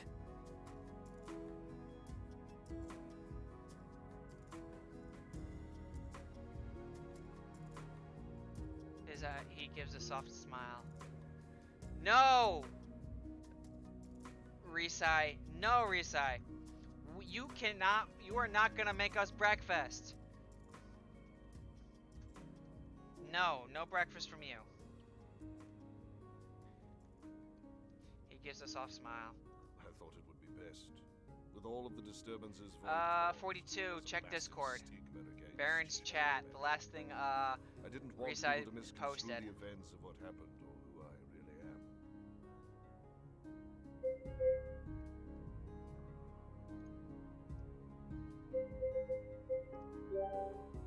I thought it would be best. With all of the disturbances Void caused, there was a massive stigma against shadow magic. I didn't want people to misconstrue the events of what happened or who I really am. I may have been a part of Void in the past, but it was before they turned into the Void that created and used tainted spheres. When their ideals began to shift, I got out. I was lucky, but not everyone was. His voice chokes up and he pauses as he composes himself.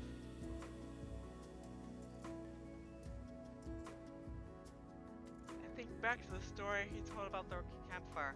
That must have been a story, Robin's story. So you gave up the prestige associated with the heroes. He nods. Times were hard. People were confused and on edge. It was simpler for Robin to become what they wanted him to be. I became the bard to keep the memory of the heroes alive, so they could continue to provide hope for the people. No wonder he holds high respect for the people of Astaria.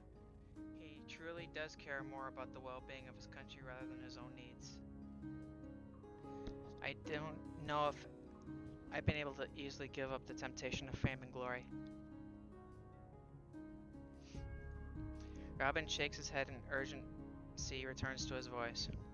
But we need to focus. Void is continuing to taint crystals, and it seems like they're only growing stronger. We've been noticing more of a presence of Void, too. Robin nods. Since the tainted crystals are the source of their rise in power, you'll have to find a way to stop production of those spheres. It would make the most sense that production would happen at the base of their operations. Where is that? The Shadow Temple. That must have been where their operations began back when he was still a part of Void. They can use the latent energy there to maximize output of tainting crystals. If you're able to reach the temple and absorb the energy within, you'll put a major dent in their operation.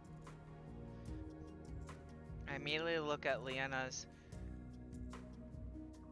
when he mentions absorbing energy.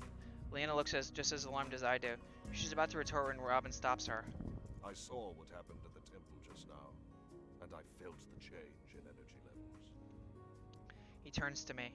I don't know how you're able to do that, but I've seen my share of crazy things in life, and I know that what you have is a gift. Don't be afraid of it because it strays from the norm. Use it for good. I feel the earnestness in his voice, and it empowers me. If what he says is true, then it would behoove us to journey to the Shadow Temple. Do you know where it is, Amy? I would need to consult Elderism's notes. The Shadow Temple is in the west, right on the border of Avengard. That's the opposite side of where we are now. I will mark it down on the map for you all. Another settlement needs our help. I will mark it on the map for you.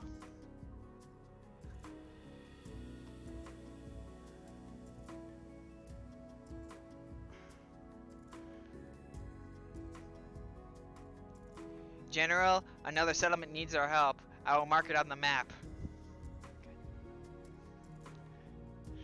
Robin and Amelia talk further as he points out the exact location of the Shadow Temple. I survey the fallen Void members around us. What exactly should we do about these guys and the crystals? I'll take care of them. You all should get going. You aren't coming with us? He shakes his head. I know you are all more than capable of handling whatever you may encounter. I have other business to attend to now. Leanna pauses, then nods reluctantly. It's been an honor traveling with you. Robin grips her hands. I am the one who is honored to be able to know such a formidable mage knight. It has been a most enlightening experience to have made your acquaintance. I only wish we had more time to further speak about your background. I have many questions.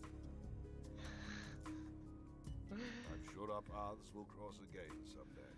I have many questions. Zack nods. Take care.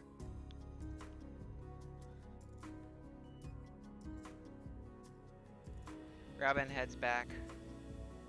I'll look forward to reading about the dashing beauty who helped save the team from danger. He laughs. I wouldn't dream of leaving her out of the story. Kara blushes. Robin puts on a bittersweet grin. Until we meet again. After we say our goodbyes, Amelia conjures up the same bubble for us to travel back through the water. We hurry up the stairs until we return to the valley within the mountains. It seems Void's presence is even greater than we thought. Agreed. This is more than just a few scattered fanatics. They're reorganized. Perhaps we should alert the authorities. You think they're just gonna take our word for it and believe that Void is back?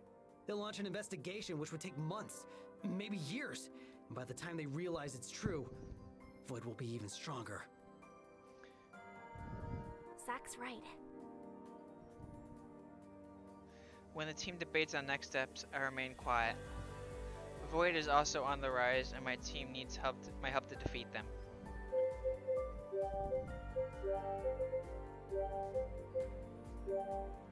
But I have energy from 4 temples now, and I have a feeling that this should be enough energy to open a rift and return back home.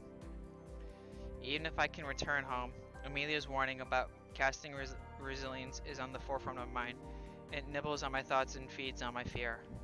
If I try to open a rift, there's a real possibility that I won't survive the channeling of so much energy. The faces of my family remind me of what I left behind. How long have I been gone? Are they worried about me? My gaze wanders to Leanna.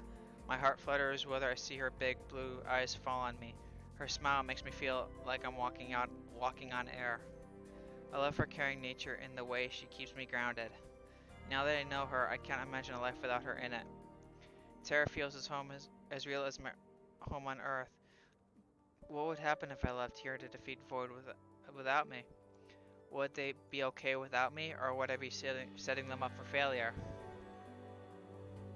Alright, guys. Big question. Do we go home, or do we stay and fight?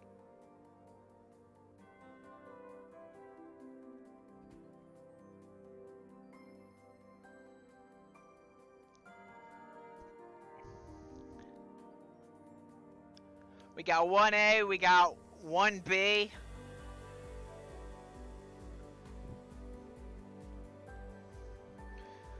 What guys, come on. Andrew, answer is yes. I have done a playthrough before. So we got 2 Bs and we got 1A.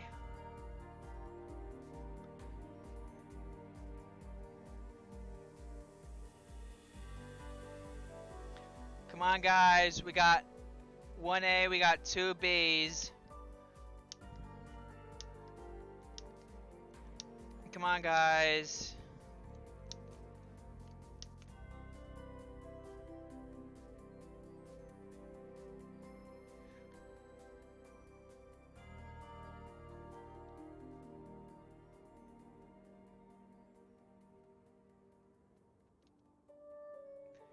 Five, 4, 3, 2, 1, 0. We got an A and we got 2 Bs. However, what I will do for you guys is, as you did see, I did save it.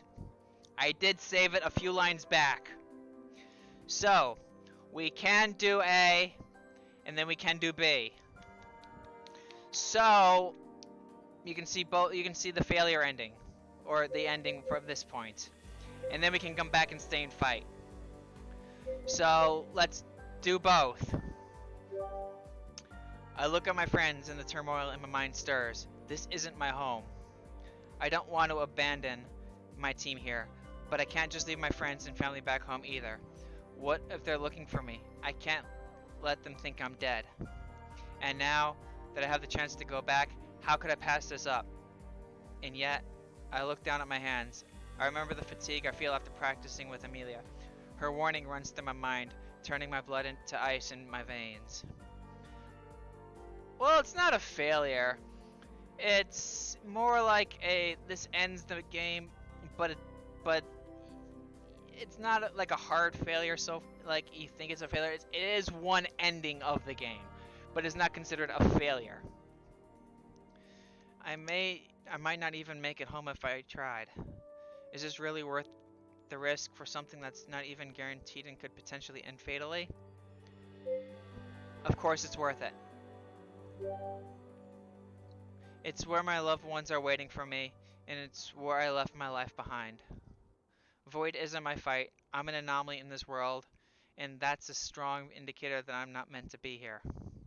I swallow hard, gathering the courage to face my friends. My words burn my tongue as I speak them. I'm sorry, you guys, but I have to go back. Slowly, the team turns to face me. Then Kara laughs. Maybe my hearing is finally going, but I could have sworn you said you wanted to go back. Gulping hard, I nod. They are not making this easy. You heard correctly. Her laughter creases and stares intently at me. The longer she holds my gaze, the closer her brows knit together. She glances at Leanna, who searches me with her wide eyes. I avoid her gaze, and finally she speaks. I see. Heartbreak flickers across her face. It stabs at my heart like a knife. That's it? That's all you're going to say? Tears fill Leanna's eyes, but she furiously tries to blink them back. There's nothing left to say. He's made his choice. I think I should go find a good place to make a camp. She turns on her heel as her tears spill over. The knife in my heart turns fresh pangs of pain. Leanna, wait. She doesn't. Kara looks at Leanna, then back at me, as if waiting for me to do something. When I don't, she frowns and runs after Leanna. My stomach twists with guilt. Did I make the right decision? She'll understand. She has to. My family and friends don't know what happened to me. I can't let them continue worrying about me.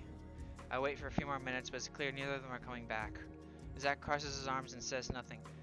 Amelia's face is just as stony as Amaska Zach's. You can hate me too if you want. I'll understand. Zach just shakes his head. You have to do what you have to do. That was surprisingly understanding. I look up at Zach. He meets my gaze before looking away. Amelia remains silent. Are you okay, Amy? I am perfectly well. You're not angry? What would be the use of being angry? Would it dissuade your decision if I were? I shake my head. Then what I feel is irrelevant. Although her words are calm, her tone has a hint of sadness. I know my friends will miss me. I'll miss them too. The Pango's eyes shimmer with tears. He hops up to me, nuzzling my leg. I'm sorry, buddy. I gotta go home. The Pongo shakes his head. His voice is tinged with distraught as he hops into my scarf. He buries himself beneath the fabric. My heart clenches. I'm sorry, buddy. You can't come. I gently scoop him out of the scarf and hand him to Amelia. He deflates in her arms. Amelia squeezes the Pongo to her chest. I take one last look at my friends. These people with the somber eyes. These aren't the faces I want to remember. I try to remember their smiles, but that vision doesn't come to me. Do you need me to guide your cast? I shake my head. I can't ask her to do that. She nods and steps back. I close my eyes. I remember the library with those rows of books. I remember the study tables and the wide windows. Magic flares down my arm. It flows through my veins, a pulsing wave of energy, and engulfs me. I cry out as there is a pain and something so fierce that I feel deep in my bones. There's a blinding flash of light. I wince and flinch back, but the fade is all encompassing. It blocks out all the other senses until it begins to fade. I hear the soft rustle of pages turning. I groan and blink my eyes open, exhausted but still in one piece. Slowly I raise my head. Shelves upon shelves of books surround me. I look down at my desk with a stretched giraffe. Graffiti? With the scratched graffiti? I made it. I actually made it back. A student sees me and freezes. Her gaze darts to my book and screams, drops her book and runs away. My brow furrows. What the? Another student pauses, taking me in. A slow smile spreads across his face. Hey dude, sweet cosplay. What anime is it from? Cosplay? I look down at myself. I'm in the same leather clothes from Terra. Oh, Excuse me. A stern voice causes me to turn around.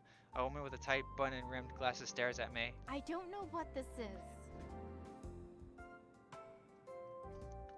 She waves her hands, indicating my clothes. But I will not tolerate any weapons at this school. Without hesitation, she reaches around me and tries to grab the sword at my back. I'm going to need to confiscate this. What? Hey!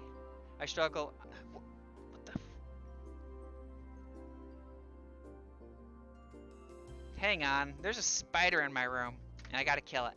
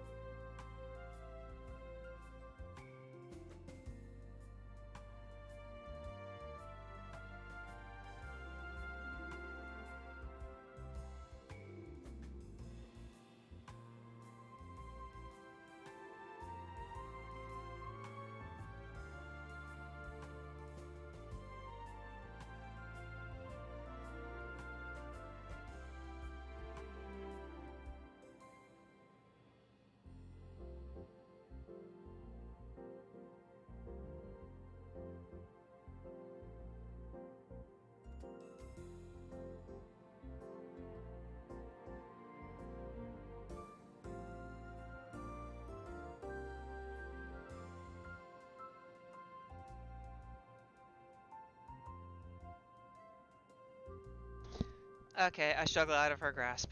It's not real, it's just a costume. It's for our theater class.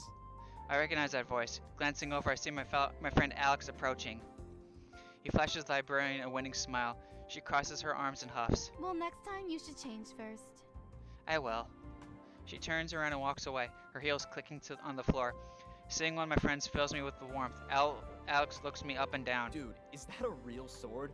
What are you wearing? And where have you been? I've been calling you for ages. The last few months replay in my head, but it only seems like a few hours have passed here on Earth. I grin. You wouldn't believe me even if I told you. Ending A achieved. So you decided to go home, eh? You've returned to your normal life with all your friends and family. Not a bad outcome. Though, if you are curious of what happened to Terra, you may consider not returning home so soon. Thank you for playing Crystalline.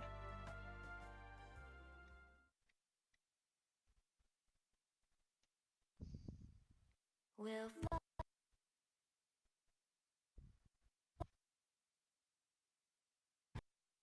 The hell?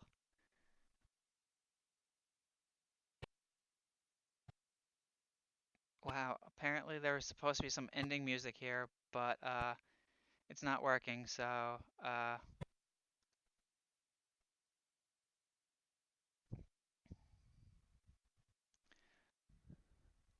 it's not lag. For some odd reason, the audio is just not working.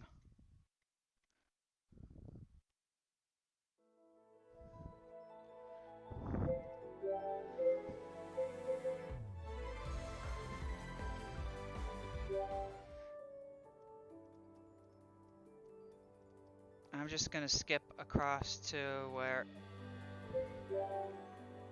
There we go. I can't go home now.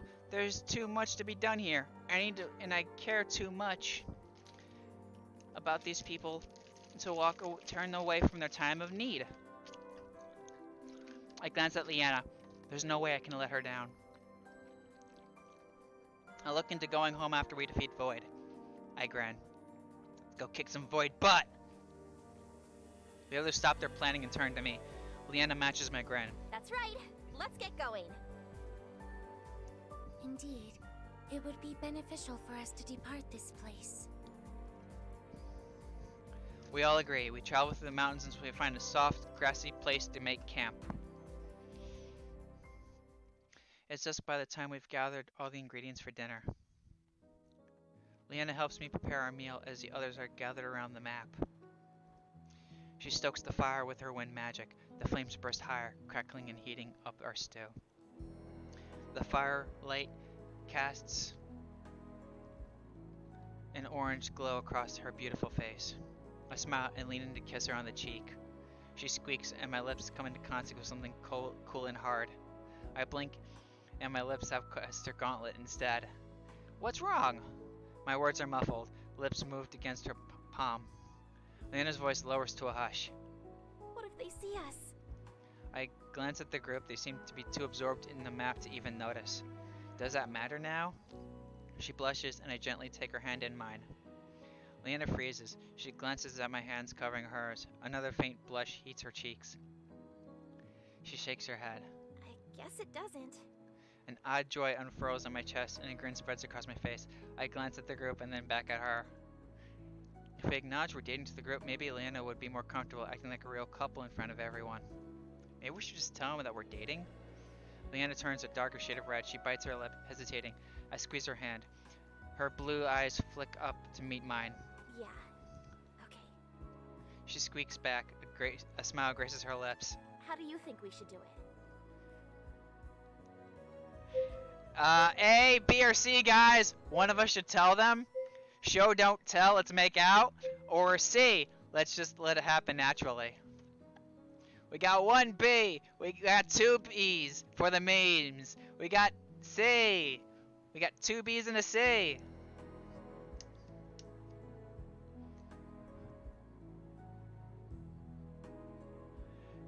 B for science. Let's do B. We got three B's. With our hands still interlocked, I pull her close to me. She gasps as her chest pushes up against mine. Our lips inches away from each other. What?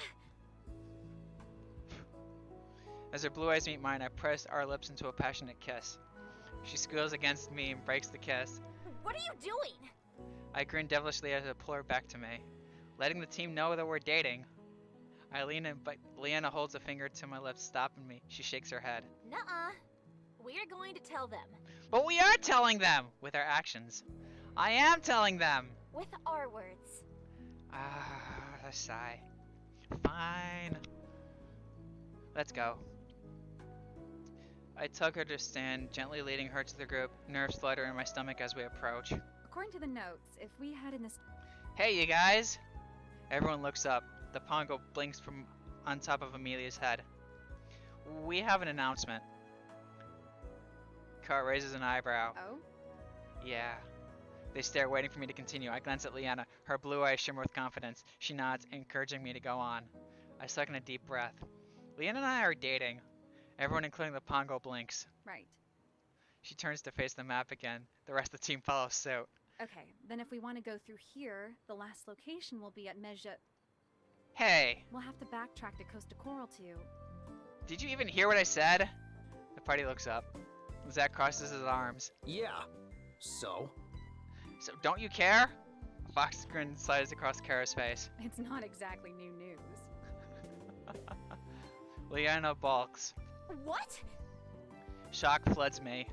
How did you find out? I think all the times Leanna masked my advances, all the secret glances we took to make sure no one was looking. Kara's eyes spark with mirth. It was very, very obvious. Heat scorches up into my face. I turn to look at Leanna and notice her face is just as red as mine. But how? We were so careful. Kara giggles as pleased as a cat in the sun. You're right. Maybe you two should show your affection so we know you're telling the truth. Kara! Amy cocks her head deep in thought. The pongo lets out a little squeak as he slips onto her shoulder. This is an interesting development. Is it?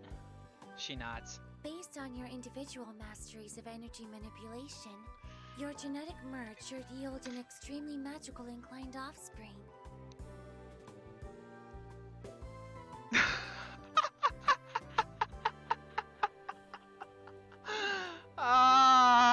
Amy is already talking about having kids.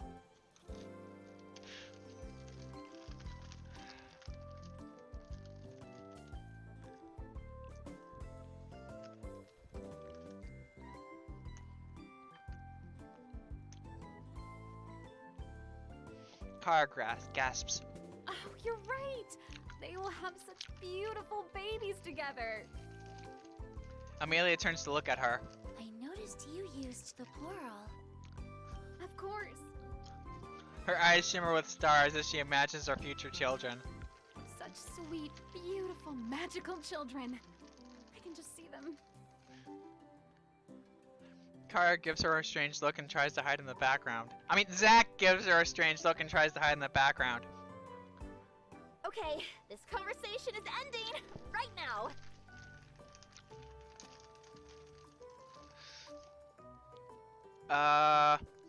Okay. A, B, C, or D?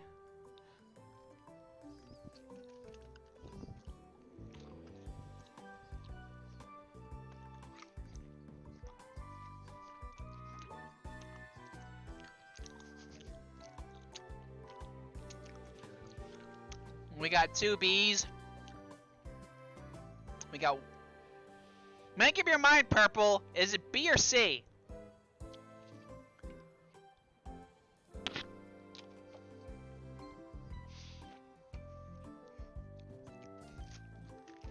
But sex is also humane.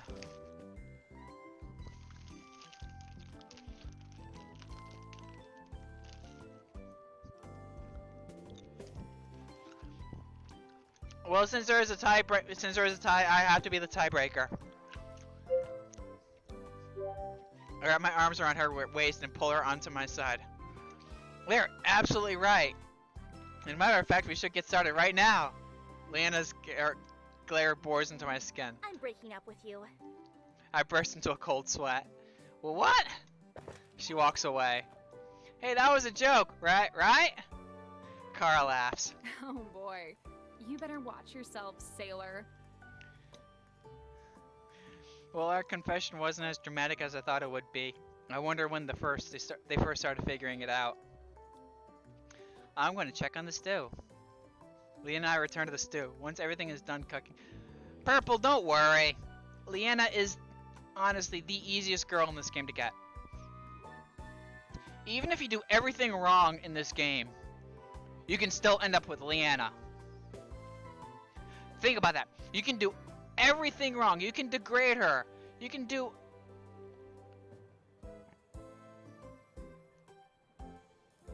I think the best way to get Amy is you have to be a master at that game of chance. Because that's like the most complex game.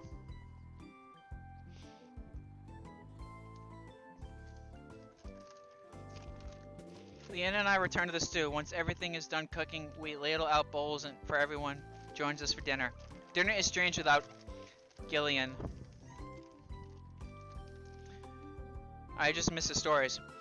Card doesn't seem too hard. You just have to hand her a piece of clothing.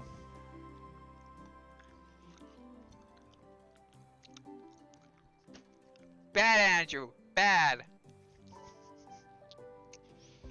But I don't miss how Leanna would fawn over him. At least with him out of the picture, she's all mine again. Wahahaha. I circle an arm again around Leanna. She looks over at me fondly and gives me a kiss. See? Even after we did that, she still looks at us fondly and gives us a kiss on the cheek. See? See, Purple? This is what I was saying.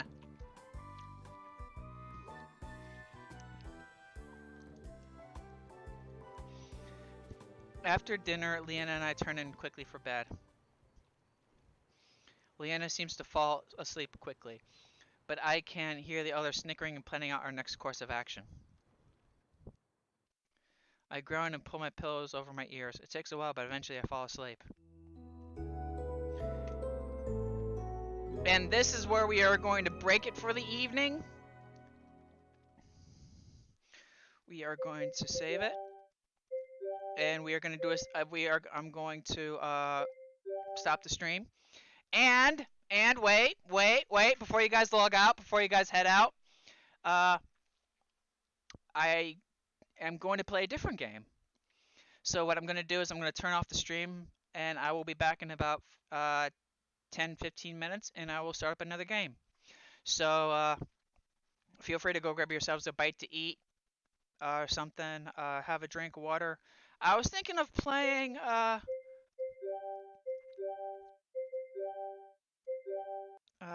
what's that game? I was going to play where is it? Where is that game?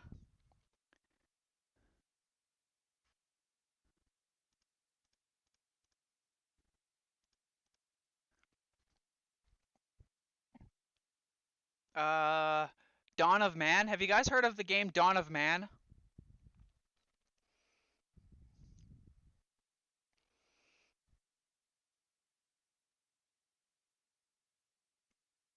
Dawn, you haven't. It's an interesting game. Think of Age of Empires meets Civilization.